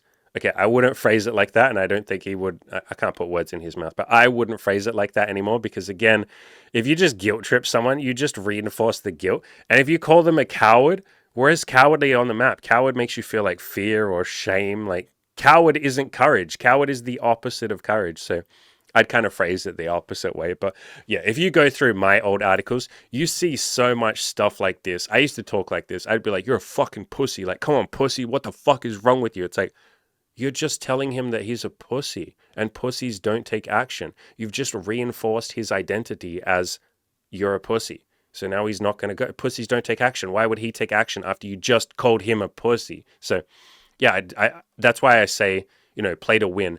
And this whole video course, I called it Play to Win, How I Built a Winner's Mindset. And a winner's mindset is basically just someone who believes I can win, or my future self will be a winner, or I am a winner. So yeah, I'd more phrase this in the opposite.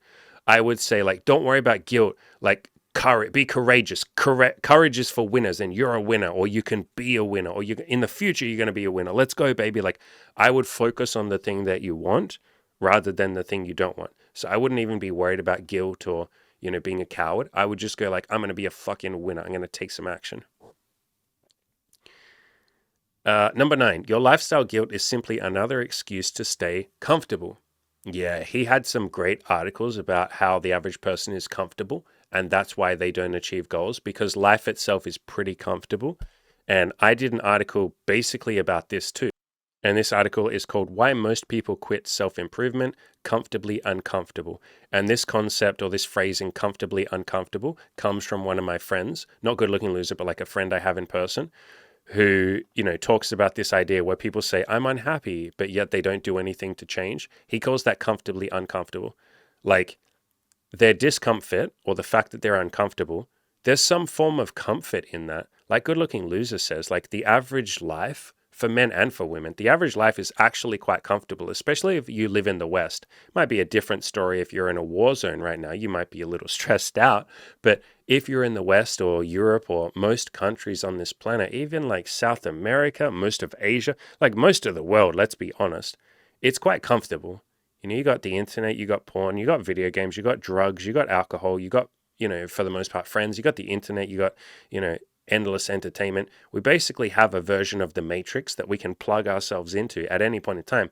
The one thing maybe that the Matrix got, it didn't get it wrong, but like the Matrix movie was about the concept of the Matrix and being plugged into that. Our current life right now, our current 2023 as I record this, we have multiple versions of the Matrix. You can plug yourself into porn and distract yourself for the rest of your life. You could plug yourself into alcohol for the rest of your life, drugs, video games, any of these things. So, the average person is very comfortable, which is why they don't work on goals, because life isn't that bad. Life is pretty fucking amazing. Don't you think your cavemen, and cavewoman, forefathers and foremothers would have given anything to be in this position right now? They'd be like, holy shit, you guys got it made. And I think we know that, which is why people can be comfortable and not really work on their goals. And that's not good. That's not bad. That's people doing what they're doing. But for any of you watching, I'm assuming you want goals. Otherwise, why the hell would you be 1 hour and 25 minutes into some bald guy wearing a beautiful brown hat? Look at this beautiful hat.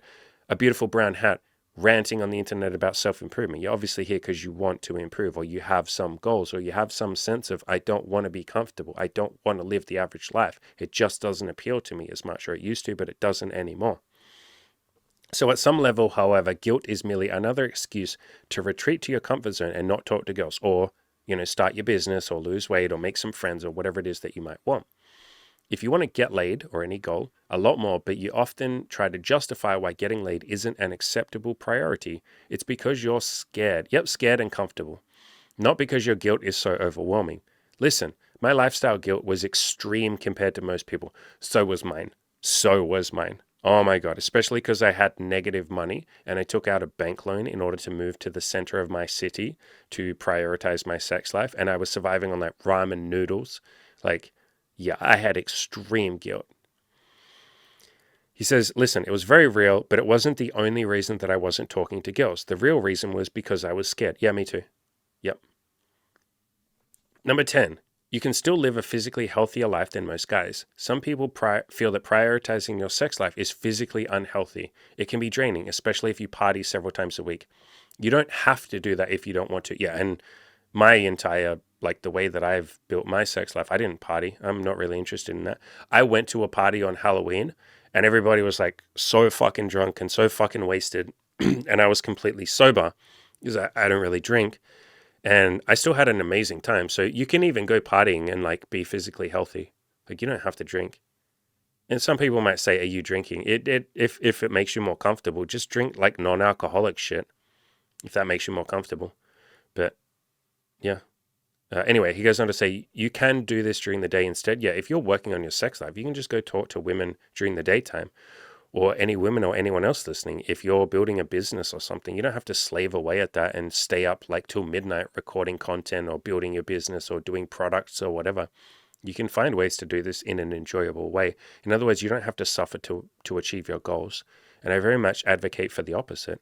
You can suffer if you want to, but suffering is optional. If you're following our principles and staying in good shape and eating right, you'll be more healthy than the vast majority of guys. Even when I was partying 4 to 5 times a week, yes, 4 or 5 times a week, I wouldn't drink myself into oblivion. I always got 7 hours of sleep, went to the gym, and ate quality food. Don't tell me that I was much more unhealthy than the average guy who gets zero physical activity, eats garbage, and drinks his face off on the weekends. Yeah. Number 11, you have to give yourself a chance for a sex life. So yeah, basically it talks about self-improvement and give it a good go. Yeah. I agree with this. Like, give yourself a couple of years of consistent effort to try it, not a couple of months. Yeah. So that was what I talked about in this article. Again, this article is why most people quit self-improvement comfortably uncomfortable. I talk about the fact that most people quit within the first couple of weeks or months because they were comfortable before when they were living their normal life. And then they start self-improving or they start working on a business or losing weight or whatever. And it's a little bit uncomfortable at the start because there's something new. If you've never been to the gym before, it can be uncomfortable for the first couple of weeks. And you can find ways to enjoy it. You do not have to suffer, but it's unusual. It's different. It can be a little scary. And so you're suddenly uncomfortable. And so you go, fuck, I was way more comfortable when I was sitting on the couch, 400 pounds, eating Doritos and Mountain Dew and watching Netflix and looking at porn. That was way better. This sucks. And so people quit. So yeah, I love this point that he makes. Like, it might take yourself a couple of years. Every now and then I'll get someone that will want to come to coaching or just email me or comment and they'll say, how can I like build a business like you have and get rich within the next like 6 months? And I'll be like, first of all, I'm not fucking rich. Second of all, I did this shit for like fucking 5 years. Like, you're not just gonna, well, you might, I can't say you won't, but don't expect to get rich quick. There are ways to do it. And if you want to do that, go at it. Amazing, brilliant. But I wouldn't be disappointed if you try to get rich quick and it doesn't work, right? Don't be disheartened. It's much easier and kinder to yourself to, as Good Looking Loser says, give yourself a couple of years to figure out how to make this goal. You know what I mean? To build this business, to lose this weight, to find this beautiful relationship, to build this self-improvement, to work towards spirituality and peace and happiness and joy. Even something like that. I didn't wake up overnight and just suddenly I'm peaceful and happy and full of love and joy. No, freaking hell, that's like 20 years worth of effort right there, or 15 years worth of effort right there. So yeah, he goes on to say, like, you don't need to be a perfect 10 to get a lot of girls or anything really. Like my principle of give yourself permission to suck probably came from Good Looking Loser quite a bit because he had this concept of just be above average in most things. Like, in other words, just try your best, just try and improve. Just 1% improvement, progress, not perfection. You don't have to be perfect to start a business. You don't have to be perfect to have sex. You don't have to be perfect to have a relationship. How many guys, and women too, but how many guys are like not putting themselves out there with the opposite sex because they're like, I'm too short and therefore no woman would like a short guy. It's like, you do not have to be a perfect 10. Be the short guy who talks to a lot of women and loves himself. It's not your shortness that is holding you back. It's the fact that you haven't talked to 1,000 women. You don't have to talk to that many, but it's the fact you haven't talked to 100 women and learned to at least slightly like yourself. Your self-hatred is quite a turnoff to most human beings. It's that self-hatred and that shame and that guilt that is not appealing. It's the opposite of a magnet. It's quite repulsive, and I mean that in a kind way. It literally repels people from you. If you hate yourself, it's not very attractive quality. And not to just say like snap my fingers and make you love yourself, but that's these exercises of self-love that I give out. The book like Byron Katie, I Need Your Love, Is That True? My mirror therapy, where you say I love you to yourself every day in the mirror, and that can take a few months or maybe even a year before it starts to have some effect.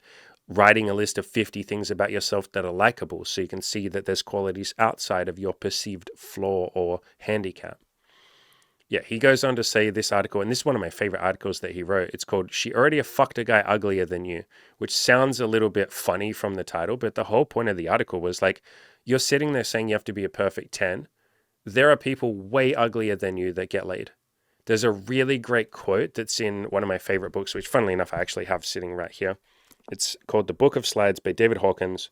Look at that beautiful book. Big fucking book, weighs like several kilograms. And he has a quote that I might do separate content on. And the quote is, all of you who pine to be beautiful or rich and everything else, remember that Socrates was short and ugly. It's okay to be short and ugly. Socrates became world famous for centuries. He was neither tall nor handsome, nor rich. So anytime you're sitting there going, man, I'm not good enough, I'm never going to be worth a damn. Remember that Socrates was short and ugly and poor. And so there are women out there that will get with you. There are people that will pay you money if you're starting a business. There are people that will be your friends, even if you're ugly and overweight and short and just repulsive. Doesn't fucking matter. Let that inner beauty shine. Obviously, work on yourself and self-improvement along the way. And I'm not saying to just sit there exactly as you are right now. Progress, make some progress. That's what really brings that fulfillment and that self-love.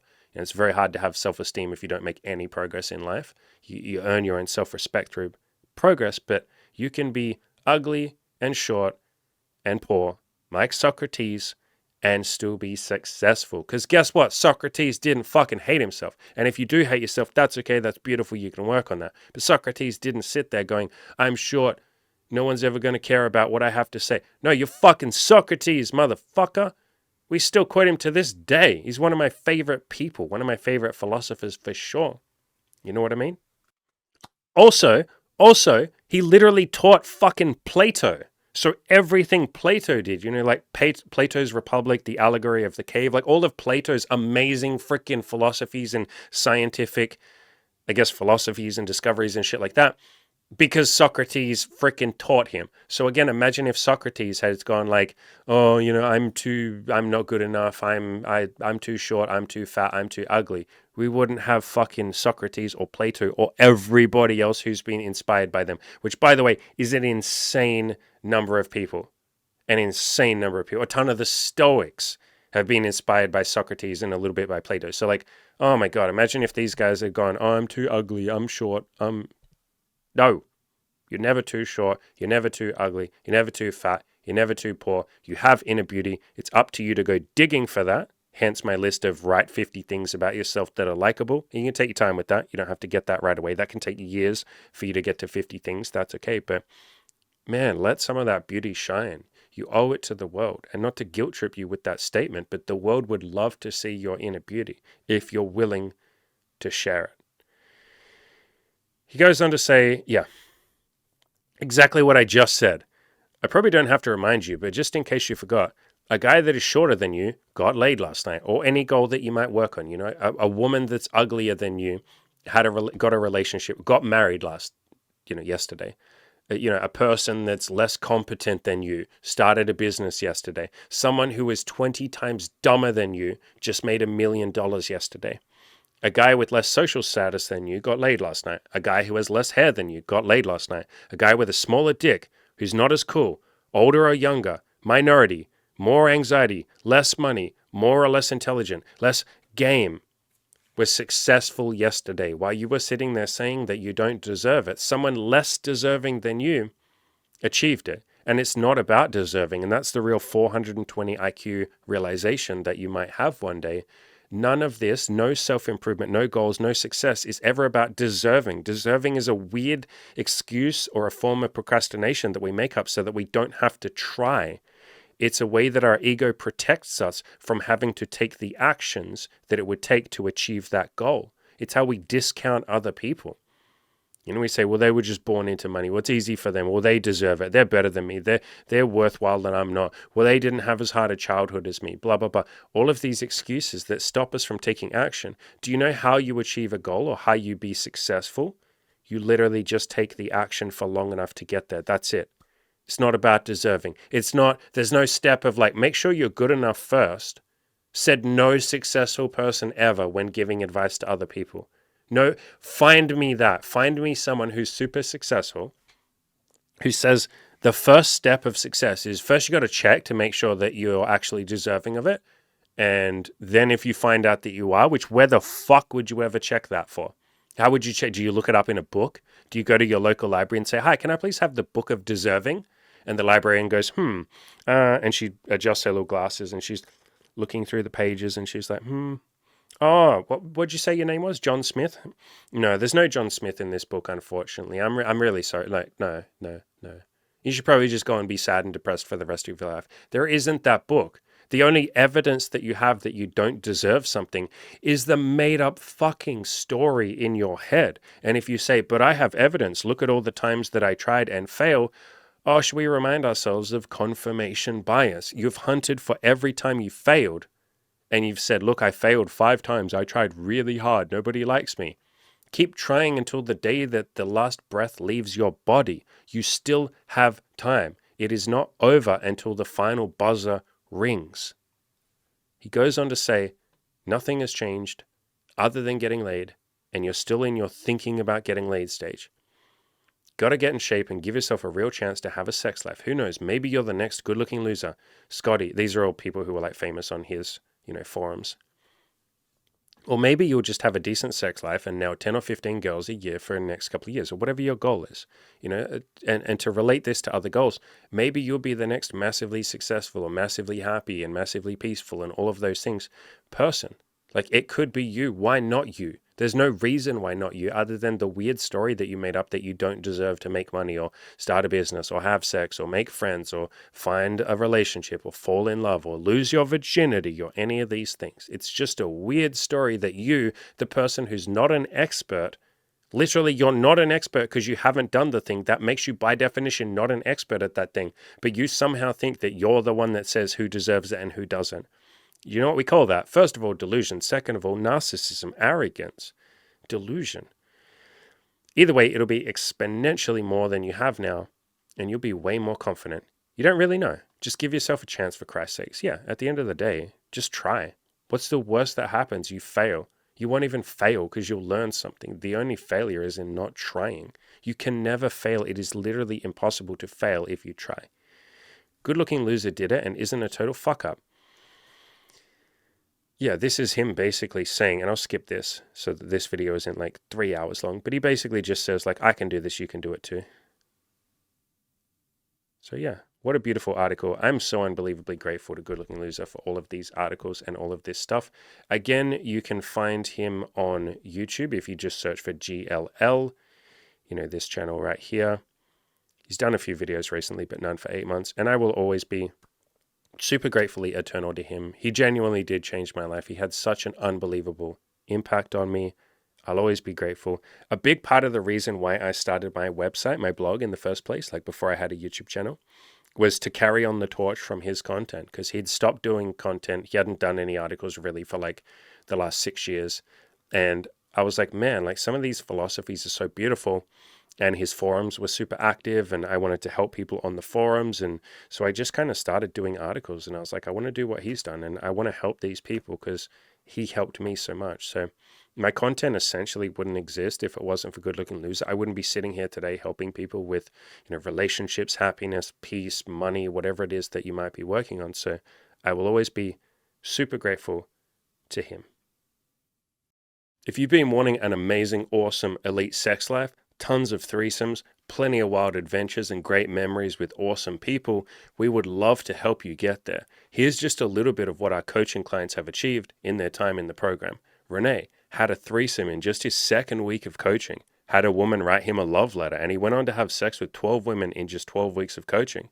Corky had his first threesome, slept with 7 amazing women, and made a ton of awesome memories with them. George and Powell both had sex with 10 women each in their 12 weeks, had a bunch of wild adventures along the way. Join me and join them by clicking the coaching link in the description below.